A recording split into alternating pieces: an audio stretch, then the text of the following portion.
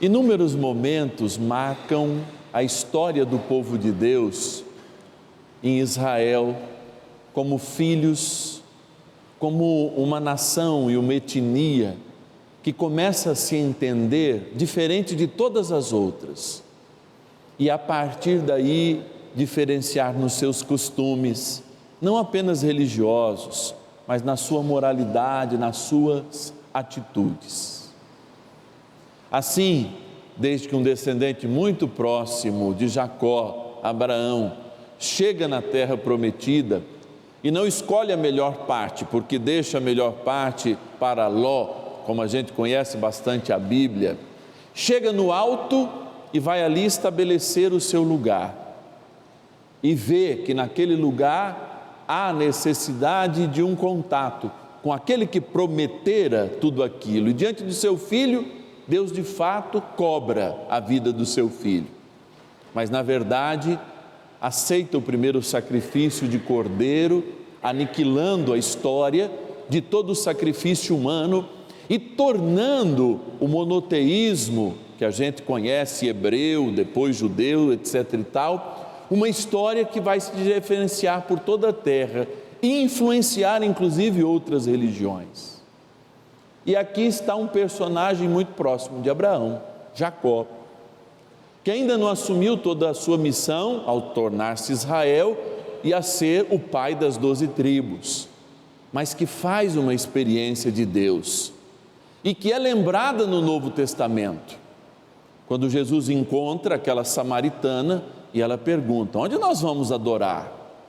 Lá naquele monte, naquele lugar, lá de Jerusalém, ou nesse tótem construído de pedra em Betel, não é? Uma casa de Deus, uma morada de Deus, em que Jacó assim deixou marcado. E Jesus vai dizer: não, o dom para ter o contato com o céu não será mais um lugar, mas uma experiência vivida no coração, e essa experiência se chama fé. E para ter fé é preciso ser adorador em espírito e em verdade. Olha que bonito.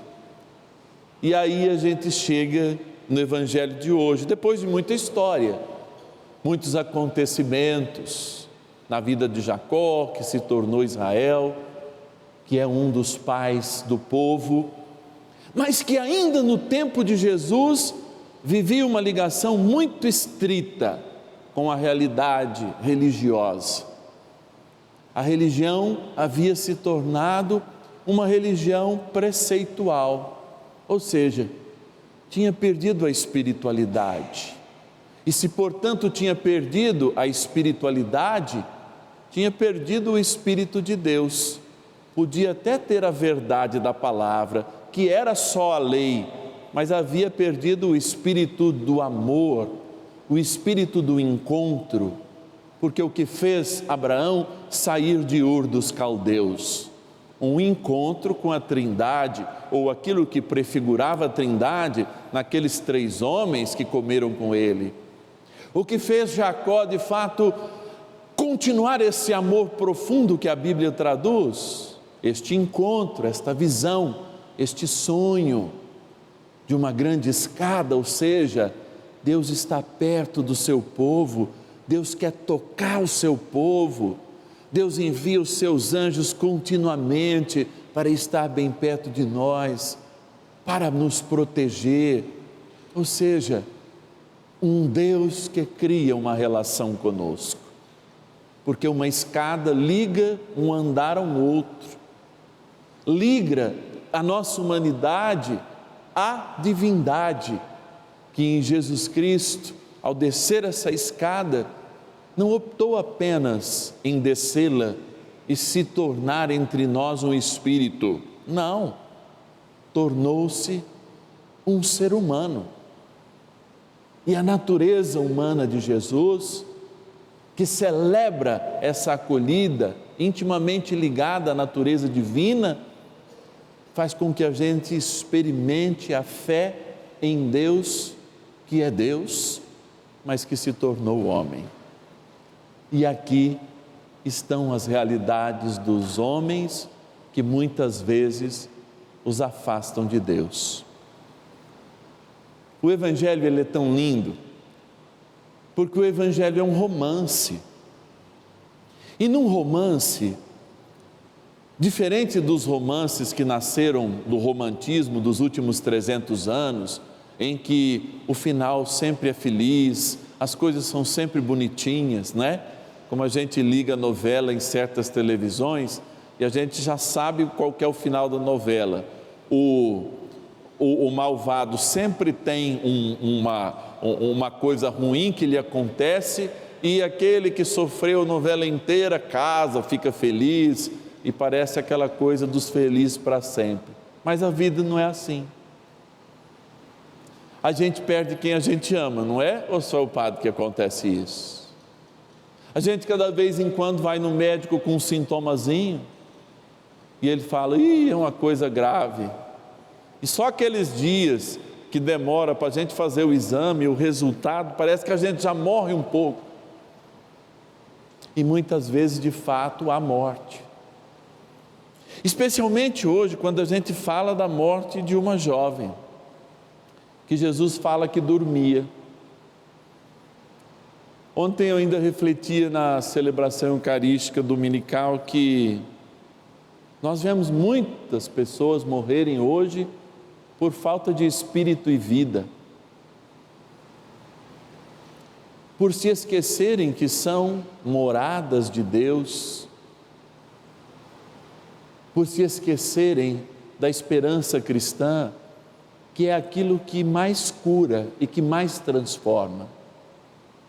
Porque já é uma espécie de esperança cristã que nos faz buscar o Cristo. Um pai, ao sair de casa, olha a cena, um pai saindo de casa diante de um filho agonizante, uma filha no caso. É fé ou não é? É fé. É fé. Eu pergunto, que mãe faria isso? Que pai faria isso? Senão aquele que cresce piamente que a decisão de Jesus era uma decisão de vida e, portanto, a sua filha não morreria.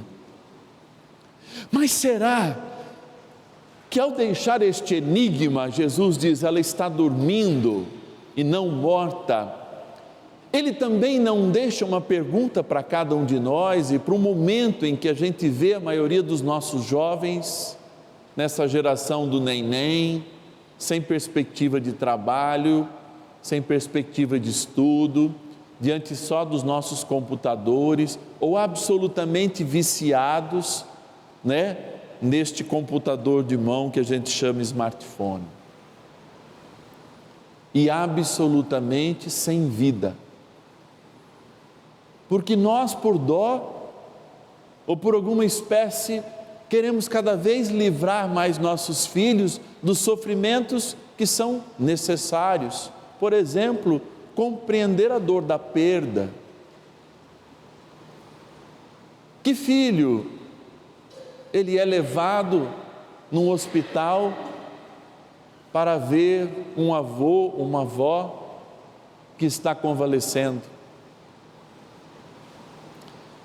Qual dos nossos filhos, ainda mais tenra idade, consegue compreender as perdas que são inevitáveis? A morte não é a única coisa que é necessária e que vai acontecer com todo mundo, a gente tem que comer, etc e tal. Tem uma opção de outras coisas, né? Que não é a única coisa certa na vida da gente. Mas quantos conhecem essa dimensão? Vocês sabem por quê, gente? Porque quando a gente não conhece os nossos limites, a gente não sente a necessidade de quem nos salve.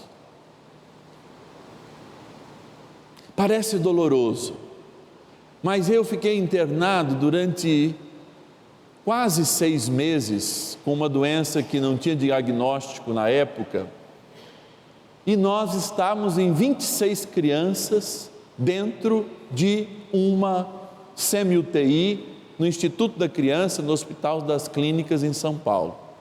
Isso é porque eu tinha passado no Sírio-Libanês, no Einstein, ninguém sabia o que eu tinha, ou quando descobriram não queria operar. E eu devo ao Maksud Pai essa coragem de me colocar lá, de importar um remédio dos Estados Unidos e falar assim, eu vou dar vida a esse moleque. Mas eu fiquei 6 meses lá. A maioria das crianças que a gente vê hoje com mais profundidade, por exemplo, com as neoplasias, com o câncer, passavam lá. E eu tinha uma quase irmãzinha que se chamava Ritinha no quarto do lado, que havia nascido com câncer, nunca conhecia a casa dela, com 5 anos. E a Ritinha me ensinou, de fato, a experiência que eu vivia lá naquele lugar. Porque, hora ou outra, como eram todos casos absolutamente, sem nenhum precedente científico, um amiguinho tinha ido embora depois da cirurgia, porque ficou bom. E eu ficava esperto, eu falava assim, mas ele não vai se recuperar, porque alguns ficam para se recuperar e outros não. Mas a Ritinha tinha vivido um momento que ela não tinha chance de mais nada. Não enxergava, porque já estava tomando uma dose alta de medicamentos, de morfina, e a morfina era um sal na época muito grande, então ela estava absolutamente intoxicada e começava a gritar. E eu era a única pessoa que tinha coragem de estar do lado dela, passava a mão na cabeça dela e aprendia de fato a diferença da dor e do sofrimento. Da dor que é necessária para a gente reconhecer que nós precisamos de um Salvador e do sofrimento que faz com que a gente ponha a culpa no nosso Salvador daquilo que nós estamos sentindo. Aprendi isso com 10 para 11 anos. Aqui, um pai fala de dor e não de sofrimento, porque a dor o move a buscar o Salvador, não aquele que está num sonho, mas aquele que é a realidade que nos toca hoje. E é a mesma dor que não pode se transformar em sofrimento, que cada um de nós deve buscar, mesmo que quando a gente precisar de dar um grito para o Senhor, me salve, me tire, me cure, eu não devo poupar, porque o meu grito de dor faz de fato com que a minha fé seja liberada, porque o meu grito de dor é a coragem que eu preciso. Sabe por quê? Porque esse evangelho também fala de coragem. Uma hemorrágica ou uma hemorragisa não podia estar no meio das outras pessoas, porque ela era considerada impura. E por isso que Jesus ressalta, coragem, porque você gritou, Pai. Coragem, você hemorrágica, porque você veio até aqui. Coragem é algo necessário para que de fato a nossa fé grite a nossa dor e não nos conduza ao sofrimento. Porque o Senhor, se não nos cura fisicamente, biologicamente, por dentro, a sua cura acontece em cada grito, em cada clamor, em cada momento de coragem, que a gente até sai de si mesmo para pedir, Senhor, a minha dor, o meu pai, a minha mãe, a minha filha, o meu filho, este mundo precisa de homens de fé, e não há fé sem coragem. Louvado seja nosso Senhor Jesus Cristo.